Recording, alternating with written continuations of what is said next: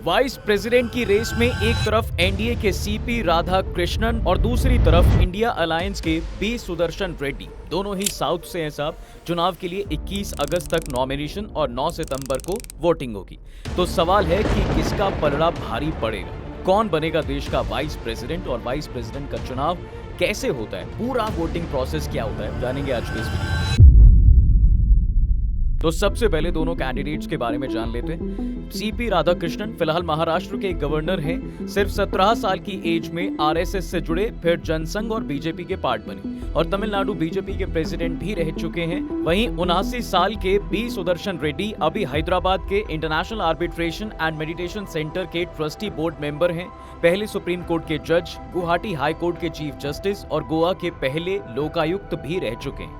तो यहाँ पर सवाल ये भी उठता है कि दोनों पार्टियों ने वाइस प्रेसिडेंट के लिए साउथ इंडिया से कैंडिडेट को क्यों चुना। देखिए, पॉलिटिकल एनालिस्ट इसकी 3 बड़ी वजह बताते हैं। पहली वजह, इंडिया में दरअसल एक ट्रेडिशन चलता आया है, अगर राष्ट्रपति नॉर्थ इंडिया का होता है तो vice president mostly south India से चुना जाता है। अभी प्रेसिडेंट नॉर्थ से हैं, इसलिए एनडीए और इंडिया ने अपने कैंडिडेट्स साउथ से ही सिलेक्ट किए। दूसरी वजह, बीजेपी साउथ इंडिया में अपना दबदबा दिखाना चाहती है। एक्सपर्ट्स बोलते हैं कि तमिलनाडु जैसे स्टेट्स में बीजेपी का वोट शेयर तो बड़ा है, लेकिन सीट में वो जंप अभी भी नहीं मिला। राधाकृष्णन को वाइस प्रेसिडेंट बनाकर बीजेपी ये मैसेज देना चाहती है कि साउथ के लीडर्स को नेशनल लेवल पर इंपॉर्टेंस मिल रही है। और हाँ, 2026 के तमिलनाडु इलेक्शंस पे भी इसका सीधा इंपैक्ट पड़ सकता है। और एक्सपर्ट्स ये भी कहते हैं कि मोदी जी लास्ट 11 साल से पावर में हैं, पर साउथ इंडिया में उनकी स्ट्रॉन्ग पकड़ अभी तक नहीं है।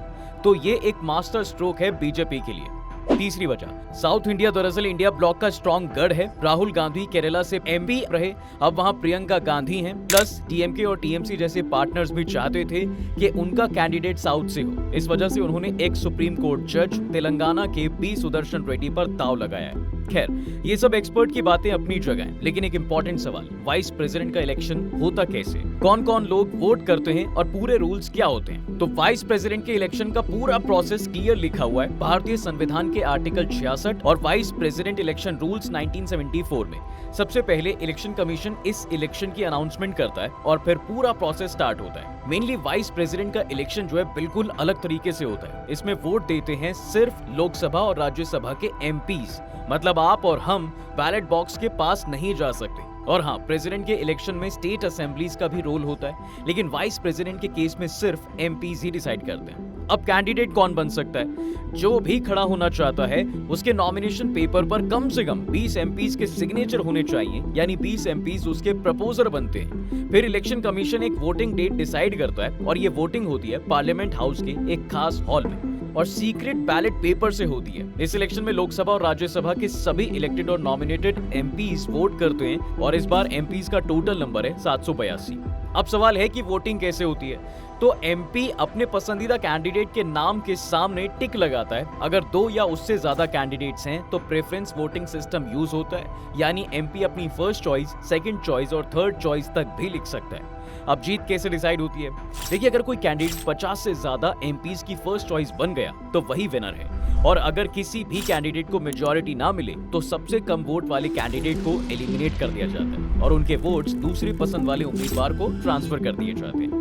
ये प्रक्रिया अंतिम नतीजा आने तक चलती रहती है। तो एक सवाल और भी है कि उपराष्ट्रपति चुनाव में किसका पलड़ा भारी है। सबसे पहले अगर नंबर्स की बात करें तो लोकसभा में टोटल 543 सीट्स हैं, जिसमें अभी एक सीट खाली है। एनडीए के पास यहाँ 293 एमपीज हैं। राज्यसभा में टोटल 245 एमपीज हैं, जिसमें से 5 सीट्स वैकेंट हैं।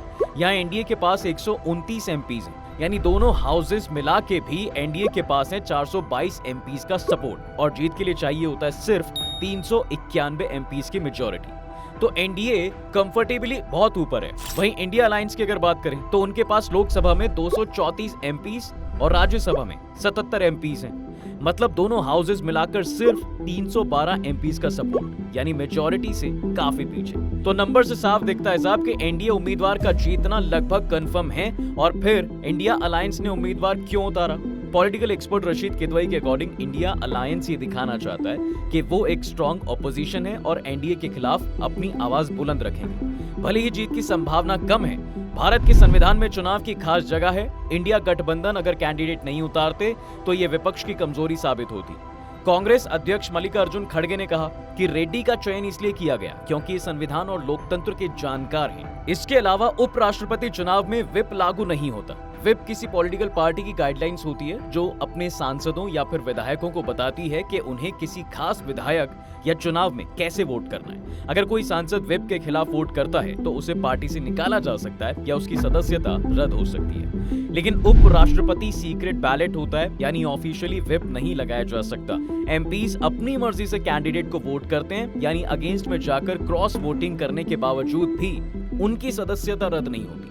इसलिए कई बार संख्या बल होने के बावजूद भी नतीजे बदल जाते हैं। वहीं अगर बात करें तो भारत में उपराष्ट्रपति देश का दूसरा सबसे बड़ा संवैधानिक पद होता है। उपराष्ट्रपति को 5 साल के लिए चुना जाता है। वो कई महत्वपूर्ण जिम्मेदारियां संभालते हैं। अब आप कमेंट में बता सकते हैं कि किस पार्टी का कैंडिडेट वाइस प्रेसिडेंट का चुनाव जीतेगा। अगर वीडियो पसंद आई हो तो लाइक और शेयर जरूर करें और जाते जाते चैनल को सब्सक्राइब करना बिल्कुल ना भूलें।